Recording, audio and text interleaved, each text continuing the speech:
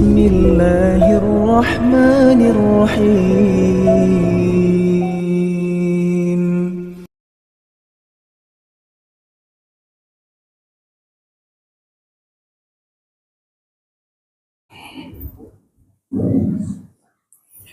Bismillahirrahmanirrahim. Assalamualaikum warahmatullahi wabarakatuh. Alhamdulillah alladzi ballaghana Ramadan wa ahallahu alaina bil amni wal yumni wal imani wal islam wa ja'alana minas sha'imin wal qa'imin asa an nakuna minal muttaqin. Hadirin hadirat jamaah Masjid Al-Hidayah yang kami hormati dan kami muliakan, kita bersyukur pada Allah Subhanahu wa Ta'ala yang masih meringankan diri kita untuk menghamba kepadanya, bersujud kepadanya, ruku kepadanya, berusaha khusyuk di hadapannya. Dan inilah tujuan kita diciptakan di dunia. Dalam surah Al-Dhariyat ayat 56 Allah Subhanahu wa Ta'ala dengan tegas berfirman, A'udzubillahi minasyaitonirrajim. Bismillahirrahmanirrahim. Wa ma khalaqatul jinna wal insa illa liya'budun. Yang artinya, dan tidaklah aku menciptakan jin dan manusia melainkan agar mereka menyembahku dan beribadah kepadaku. Ibadah-ibadah yang disyariatkan oleh Allah Subhanahu wa Ta'ala, keuntungannya untuk kita sendiri. Allah Subhanahu wa Ta'ala akan tetap maha mulia, maha segala-galanya, meskipun seandainya satu muka bumi ini kafir semua, tidak berpuasa, tidak tarawih, tidak ada yang salat, tidak mengurangi keagungan Allah Subhanahu wa Ta'ala. Allah Subhanahu wa Ta'ala mensyariatkan puasa, mensyariatkan salat, mensyariatkan ibadah-ibadah yang lainnya untuk keberuntungan dan kebaikan hamba-hambanya itu sendiri. Coba kita perhatikan. Ketika kita mengkaji ayat-ayat yang berkaitan dengan puasa misalnya, di Al-Baqarah 183 diakhiri dengan kata-kata la'allakum tattaqun, supaya engkau bertakwa. Kemudian di 185-nya ada la'allakum tashkurun, supaya engkau bersyukur. Kenapa demikian? Karena ketika seseorang itu bertakwa pasti bersyukur. Kenapa?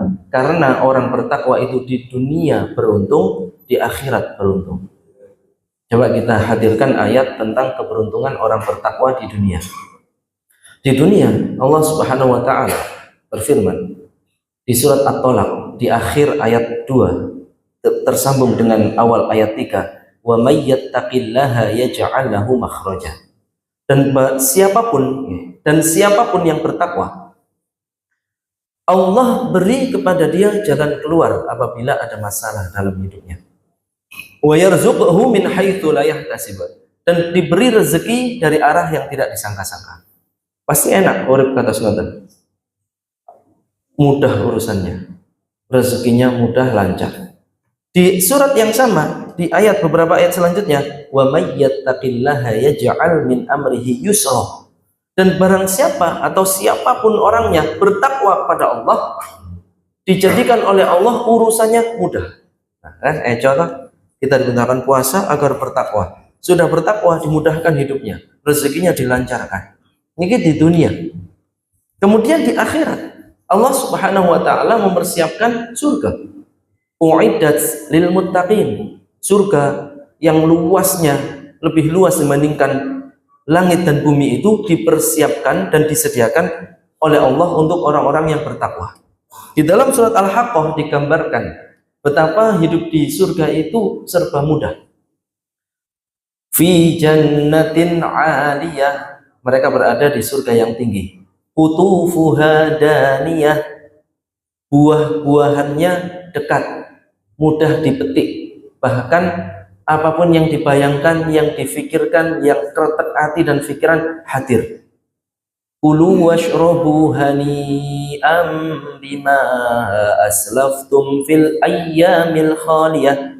Kepada penghuni surga dikatakan, kulu washrabu, sana makan. Kulu itu makanlah, washrabu minumlah, hani'a dengan nikmat. Ya contoh, enak sekali hidup di sana itu nanti. Bima aslaftum fil ayyamil khaliyah, inilah balasan bagimu atas upayamu dan amal solehmu di hari yang telah berlalu, yaitu dunia. Artinya, kalau kita hari-hari ini di siang hari berpuasa, di malam hari qiyamul lail, salat tarawih dan witir, ini semua keberuntungannya untuk kita sendiri dengan syarat menghadirkan ketakwaan. Artinya monggo mulai sekarang dan seterusnya, mumpung Ramadan ini masih belum berlalu, ya, jangan biarkan berlalu begitu saja. Kok cepet nggih, ini sudah tarawih ke-10 ya. Ke-10 atau ke berapa? 10. Besok sudah puasa ke-11 ini nggih, besok puasa ke-10. Sudah cepat sekali. Maka adakah sudah menambahkan ketakwaan dalam kehidupan kita? Monggo sarang-sarang introspeksi di diri, sehingga termasuk kita dalam keadaan ihtisaban, orang yang mengharap ridha Allah, pahala dari Allah, dan berintrospeksi diri, meningkatkan ketakwaannya sehingga menjadi hamba-hamba Allah yang uripe enak teng dunya lan teng akhirat mlebet swarga. Allahumma amin. Nggih ngoten mawon yang saged mriki sinaoni sareng-sareng dalu menika kirang lebihipun nyuwun ngapunten. Assalamualaikum warahmatullahi wabarakatuh.